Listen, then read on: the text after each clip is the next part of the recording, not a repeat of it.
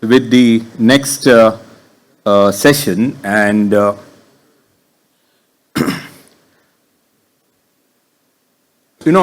we have been witnessing many aspects about healthcare in India, the healthcare scenario, some statistics, and one of the statistics probably I think you are all aware. We have also one important statistic which is about diabetes, and India has the largest number of diabetes patients in the world, and we are actually called as the diabetes capital of the world. So, ladies and gentlemen, today we have amongst us the father of diabetology in India, none other than Padma Shri Dr. V. Mohan, the founder chairman of Dr. Mohan's Diabetes Specialist Center. Dr. Mohan is actually a visionary and a living legend as far as diabetes is concerned. Dr. Mohan is an internationally acclaimed diabetologist and a scientist with an illustrious career spanning over 40 years. As the chairman and chief of diabetology at Dr. Mohan's Diabetes Specialist Center, a globally recognized IDF Center of Education and Center of Excellence in Diabetes Care, his contributions have redefined the landscape of diabetes management and education. Dr. Mohan is a true visionary and is the driving force behind a pioneering chain of 50 diabetes care centers across India. With an unrelenting focus on combating diabetes, his leadership at the Madras Diabetes Research Foundation, the MDRF, has yielded groundbreaking insights into the unique challenges faced by South Asians, especially the prevalence of insulin deficiency over insulin resistance. Dr. Mohan's efforts resonate deeply in a nation grappling with alarming statistics as far as our country is concerned. His tireless work underscores the urgent need for education, healthcare innovation, and sustained action to address this public health crisis. Join us in celebrating the extraordinary achievements of Padma Shri Dr. V. Mohan and his unwavering commitment to transforming diabetes care in India and beyond. Ladies and gentlemen, please welcome Dr. Vishwanathan Mohan as he is set to speak on diabetes is not a disease but a disorder. Over to you, sir. Thank you, Mr. Sunil Deshpande, for those kind words. I must thank my good friend, Dr. Satya Brahma, for organizing this event regularly from year to year to encourage medical doctors, industry, and so on. I think it's the second or third time I'm participating in this event, and the reason that I come is because he's so passionate about whatever he says. It's very difficult to find people who speak from the heart. I'm also very privileged to have Mr. Matai here. I've just met him very briefly only today, but somehow something gels with him, and I see that we're going to work together in the future, and thank you for all the kind words. I'll be very brief, and I'll try to give you an overview of diabetes in India. In fact, I'll go into that as we speak. So when I write this, I get two kinds of reactions. If I say it's not a disease but a disorder, a lot of people like it because that's what they want to hear. And in fact, across all my 50 branches, I have this statement. Dr. Mohan says it's not a disease but a disorder. So I get a lot of people praising me for that. But I also have a lot of people attacking me for that. I am having kidney failure, I don't even have money to pay for my dialysis, and you're saying it's not a disease. Don't make it too light and don't be flippant when you talk about diabetes. That reaction also I get. So I don't know what to say, whether disease or a disorder. I'll try to convince you that if you don't treat it, it's like a tiger which you're having with you. So very difficult to have a tiger as a pet, but if you really have, you see some of those pictures, there are people who actually have tigers as pets, okay? But if you don't watch out, it's going to eat you and it's going to swallow you. So it depends on you how you treat this disease. So I have no conflict of interest to declare. So this is a very brief thing of how I'm going to talk about prevalence of diabetes, then the burden of complications. We're not worried about whether they have 100 million or 500 million in a country. I'll show you that. As long as people are able to live their long and healthy life, why bother whether you have diabetes or not? That's the theme which I was trying to say, that it's not a disease, it's only a disorder, and how you manage it and how you go about it is what I'm going to talk about. Now, I joined my father in the field of, my father was actually called as the father of diabetology in India, Dr. Vishwanathan. He set up the first diabetic clinic in India in 1948. Just after independence, and Chennai was the place where he said it. So the whole of diabetes care actually started in Chennai in 1948. And in 1972, I joined him when I joined medical college. At the age of 18, I joined him only because he had to leave the medical college. Due to some political thing, he had to leave, and he was quite young. And he actually forced me to take up medicine. That's what my autobiography is all about. I wanted to be a poet, English literature, professor of English, writer. That is my dream. But then he said, you do medical writing, and he brought me in. And so I said, okay, in that case, I might as well start working with you right now. So as a first year medical student, my others were studying anatomy physiology. I was studying diabetes and helping him. And at that time, the prevalence of diabetes in India was about 2% in a multi-center study which was done, and 1% in rural areas. Over the years, it has increased, and today, it's more than 25%. If you take the cities like Delhi and Mumbai, you'll find Delhi and Chennai are the cities where a lot of research in diabetes is being done. Today, if you take adults above the age of 20 years living in Chennai or Delhi, it's about 30% of all adults. I'm not talking about rich people, poor people, I'm talking about the whole city, about 30%. I'm sure the same in Mumbai as well, although we don't have too much of data from Mumbai. But you may say, even if it's 25%, that means 75% are not having diabetes. This is about 20 years of age. If you take age 50 and above, 50% of people are already having diabetes in these cities. Of course, in the villages it is less, but 50%. Another 25% have pre-diabetes. So 75% of people at age 50 in the major metros already have diabetes or pre-diabetes. That's huge. 3 out of 4 people. And these are epidemiological studies. These are not hospital-based studies. We are best known for going out to people's homes, taking representative samples and so on. But we still didn't have an India-based study. So my daughter came to me when she was in medical college, just like I joined my father when he was 18, she joined me even before that, and said, I want to do the study, whole India. I said, you're crazy, whole India, doing whole Chennai itself is difficult. She said, no, I want to do it. So she did it, and this is the world's largest epidemiological study ever done anywhere in the world. 124,000 people, representative of entire India, 1.44 billion. Every state in the country we have studied, every island in the country we have studied, right from Andaman to Nicobar to Daman to Diu to Lakshadweep. We have been there. We have been to Mizoram and been to every part. And this was the major publication that came out last year in Lancet with her as the first author, where we reported for the first time, not only just on diabetes, but on obesity and hypertension, dyslipidemia in the whole country. And this paper has been quoted so many times in the last 1 year. Not a single conference today in India or in the world takes place without this paper being quoted.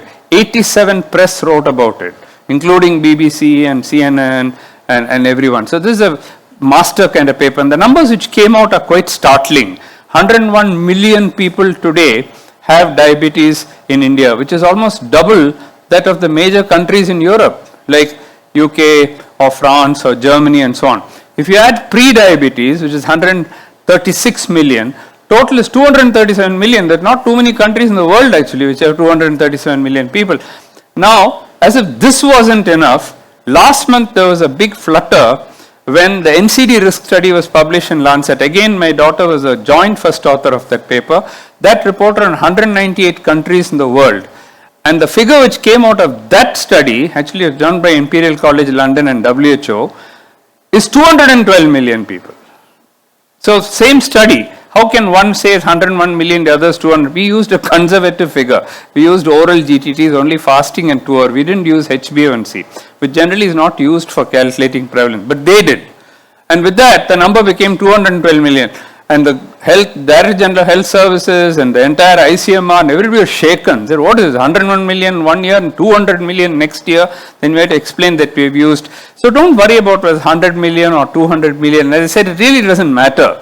Why it doesn't matter is because it does matter if you develop complications. And these are all epidemiological studies where we have reported on coronary artery disease, eye, kidney. Just take kidney. About quarter of people having kidney disease, which means you have 100 million people, take the lower figure, 100 million. 25 million people having kidney disease, early kidney disease. About 20% of them will go on to develop end-stage renal disease. 5 million people having kidney disease in India, which needs dialysis or transplantation.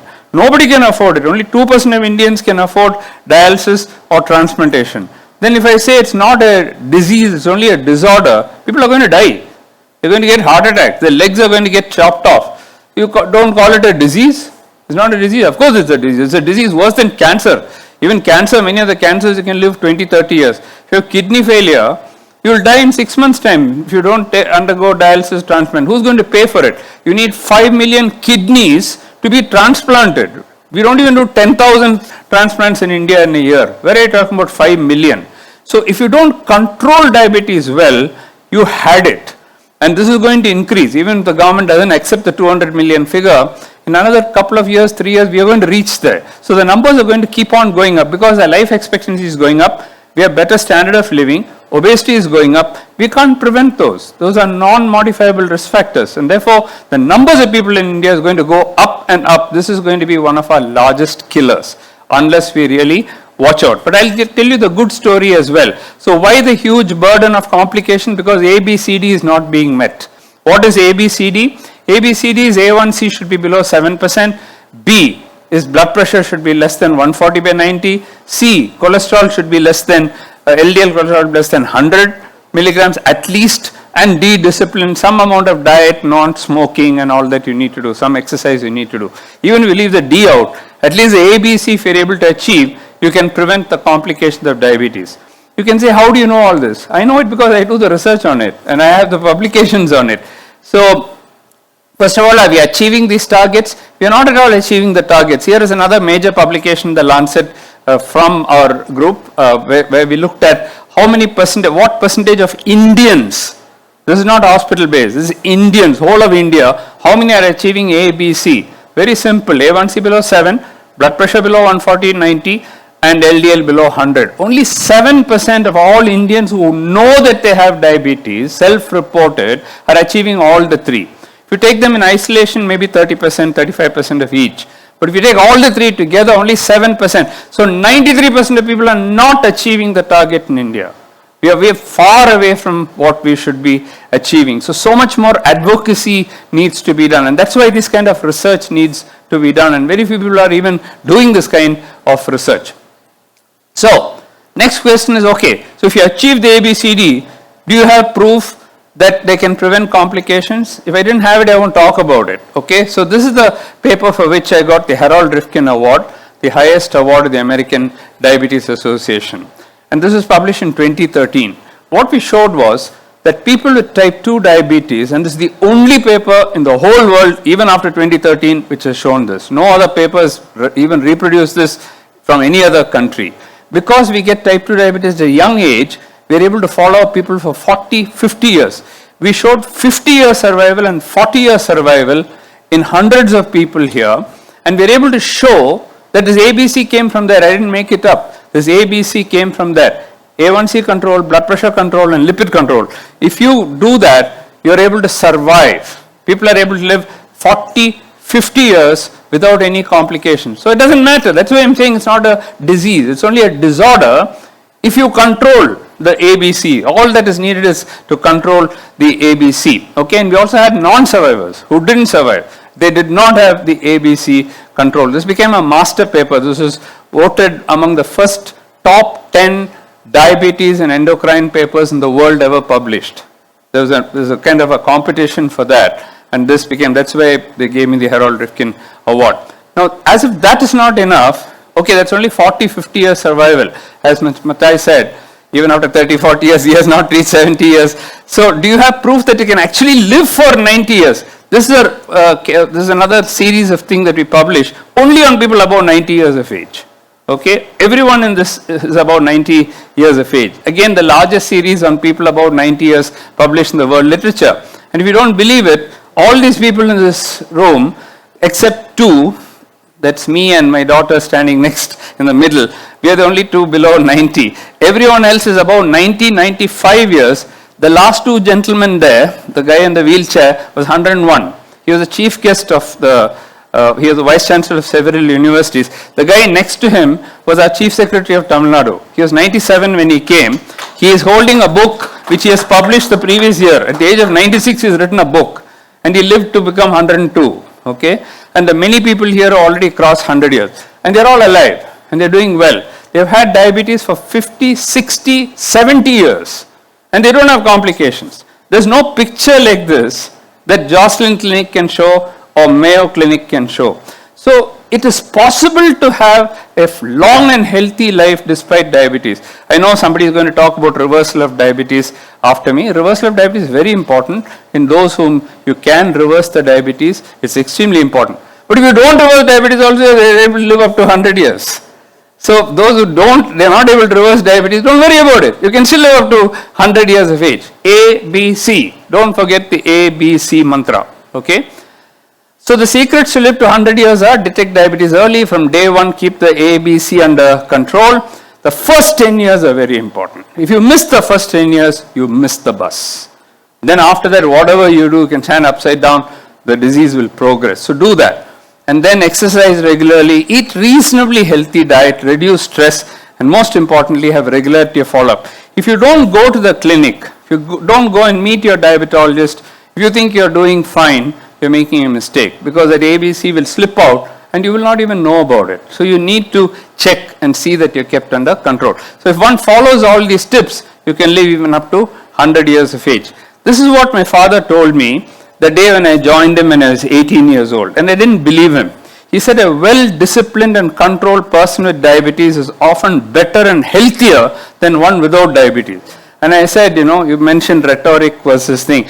So I said, all this rhetoric you do because you're a diabetologist and you keep talking. He said, no. He didn't have proof. He was also a scientist, but he didn't publish that extensively. He said, no, I've got cases where people are actually doing better and all that. Today I'm able to prove that kind of health you cannot find in non-diabetic people. You show me a group of 100 years old without non-diabetic people showing that they can't. So you can actually make it not a disease at all, but a simple disorder which you can live with. Okay? So let us make India complications free of diabetes. So people tell me, can you make India diabetes free? Never, ever will we make India diabetes free.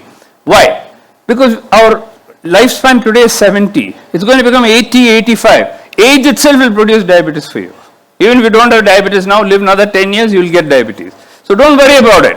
So you are never going to have a diabetes-free India. But can you have a diabetes complications-free India? A, B, C, you can't get it under control. Use good quality drugs, not bad drugs, but use good quality drugs and get your blood pressure down and your A1C under control and your cholesterol under control. These three you can't do. Any Tom, Dick and Harry, if you treat them, they can do it. And we all join together. You are the pharmacy industry.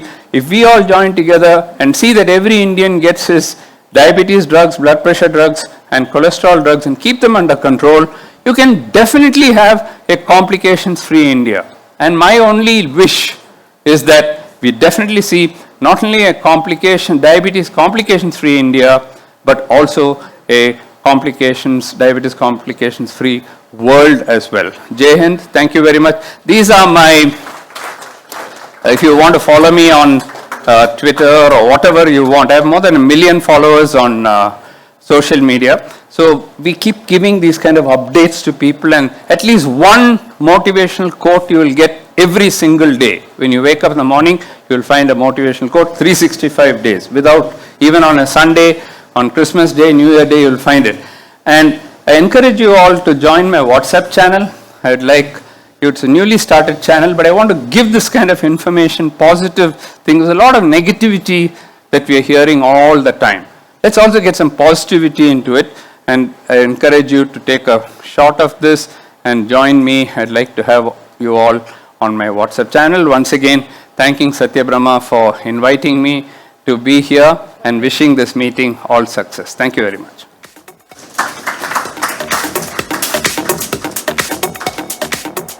Thank you so much, sir, for this very, very significant insights into the diabetes as far as our country is concerned. You have explicitly talked about the ABCD mantra and the importance of this ABCD mantra towards being a healthy diabetic person. And a very important news that what you have shared is, yes, India can definitely be complications free, but it's not possible for India to be free from diabetes. Therefore, the ABCD mantra assumes more importance.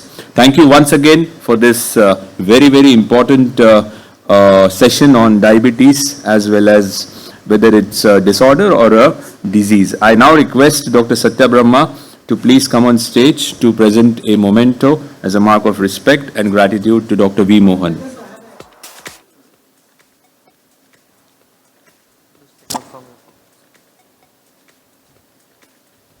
Before we present, I have a question for Dr. V. Mohan.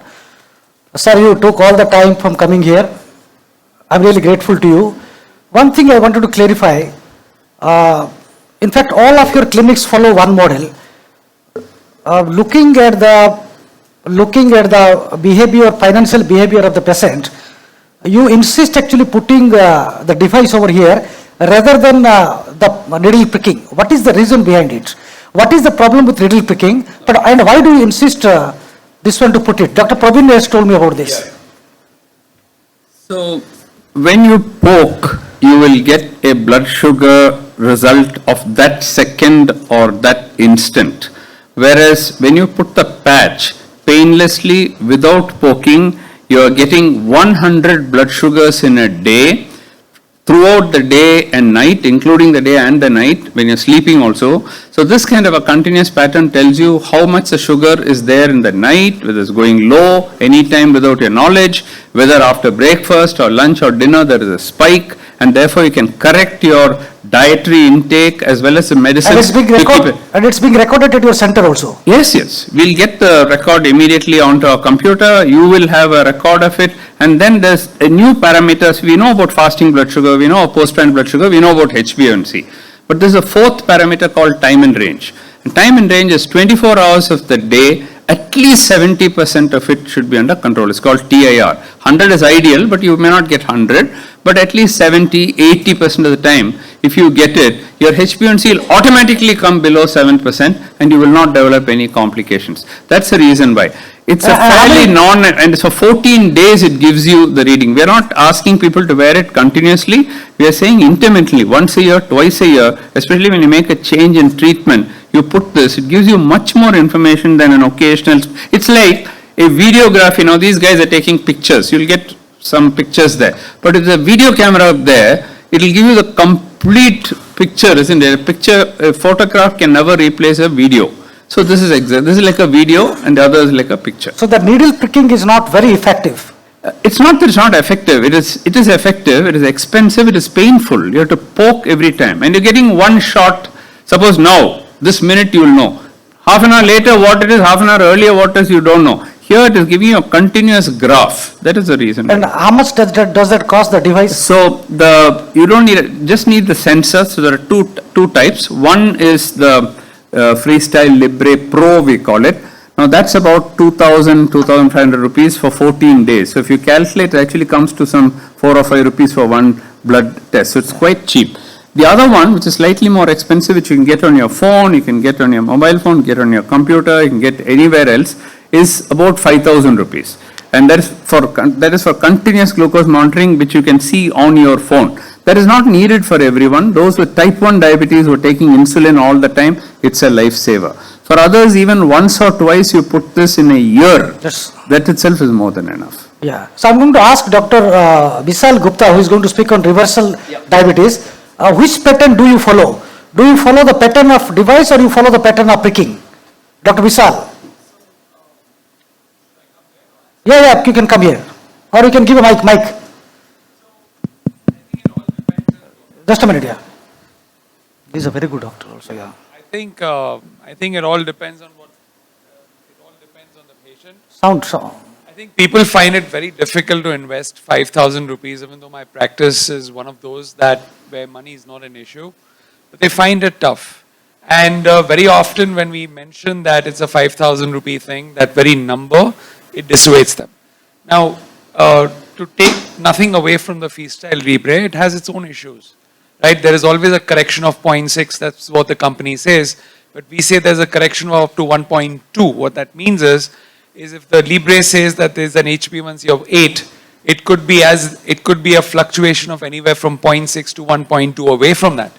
And the reason is that when the sugar goes below 70, I have these experiences where patient sees the red zone as it shows in the marker, and they start eating and hogging without any symptoms, thinking that it's gone low, and you know that 40% of these readings are actually wrong. They're actually between 81 and 140.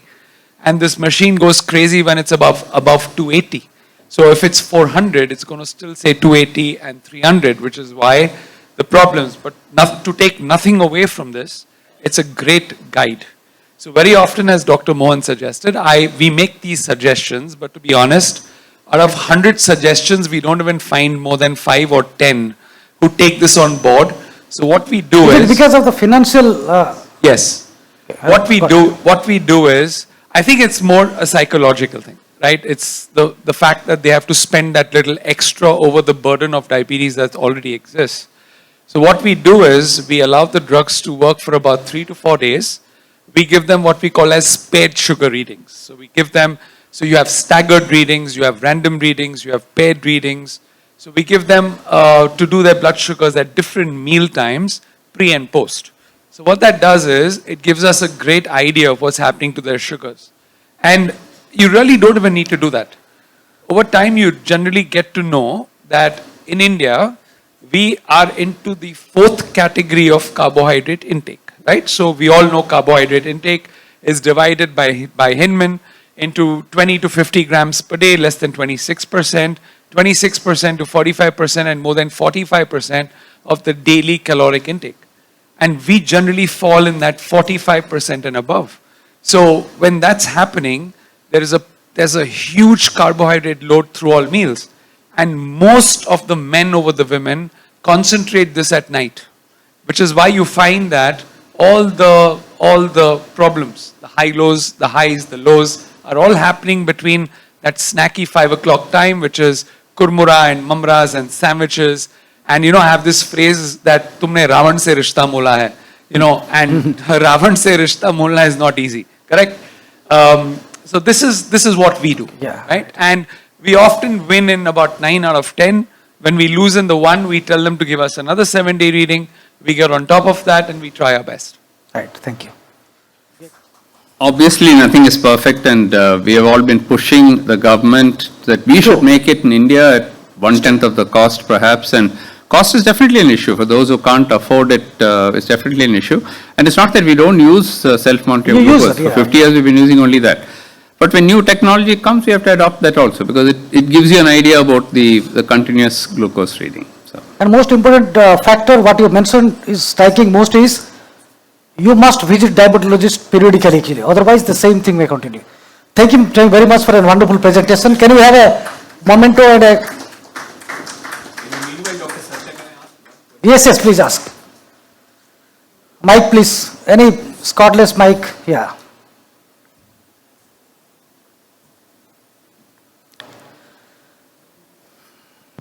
Sir, I just wanted to know your thoughts on the inhalable insulin.